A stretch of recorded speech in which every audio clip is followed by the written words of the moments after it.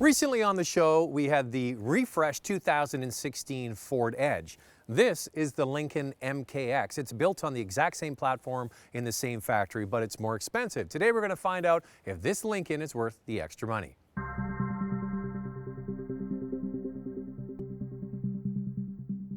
The MKX and the Edge are both built in Oakville, Ontario. The top Edge model starts at around $45,000 and the MKX starts at around $47,000. Both are available with wheel sizes ranging from 18 to 21 inches.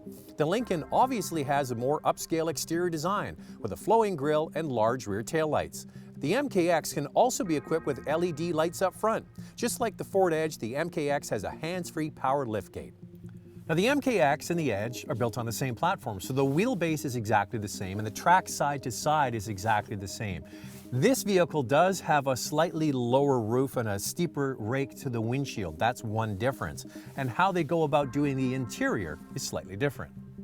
You'll notice right away that this vehicle has a push-button gear selector, and we've seen this before from Lincoln, and I'm no fan. It doesn't make the experience any better. In fact, I find it kind of distracting. The materials around the center console don't look particularly refined either, really quite plasticky. It certainly doesn't look like a European car, more like the Ford cousin it's based on. Now it's nice to see that Lincoln has come to their senses. They've gotten rid of the touch-sensitive swipe feature they had on the old MKX and gone to proper buttons and switches in the center console. Much, much easier to use. It's funny though, Cadillac still has that sort of swipe system. Now they also have My Lincoln Touch, which is the Lincoln version of My Ford Touch. It's standard on all MKX. In the Ford products, it's only standard on the top Edge products. Now the one thing is I find kind of funny in 2016 is if you want navigation, yeah, you got to pay extra for it in the MKX. Lincoln does have a few add-ons in the optional $51,000 model. They include cooled front seats, heated steering wheel, heated rear seats, navigation, panoramic roof, and automatic wipers.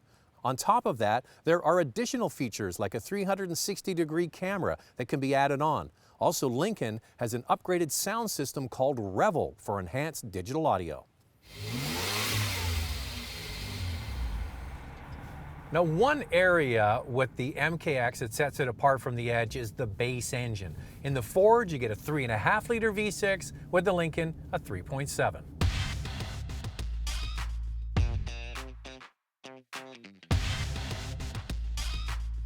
This engine is rated at 303 horsepower and 278 pound-feet of torque. The optional 2.7-liter turbocharged EcoBoost V6 is rated at 335 horsepower and a whopping 380 pound-feet of torque. This is the same size engine that they use in the F-150, so power isn't an issue.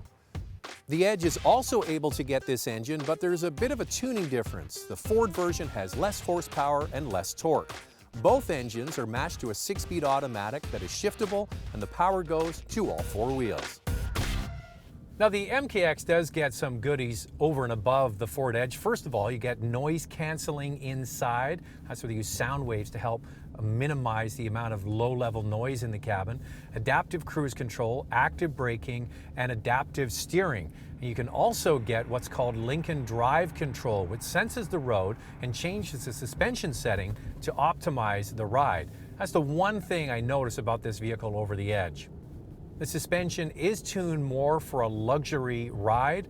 It goes absolutely in keeping with what Lincoln's trying to do with this product, make it feel refined and upscale, and I think it certainly feels that way. And definitely, if you can afford the 2.7-liter EcoBoost engine, it has a ton of jam. So this Lincoln MKX starts at around $46,000. If you get the more powerful EcoBoost engine, it's around $55,000 plus if you want to get add-ons.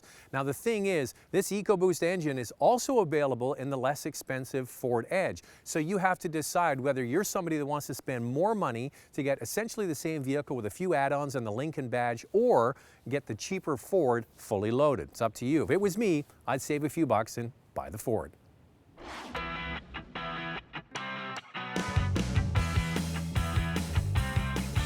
Looking for a new vehicle? Check out all the models at our new website, drivingtelevision.com.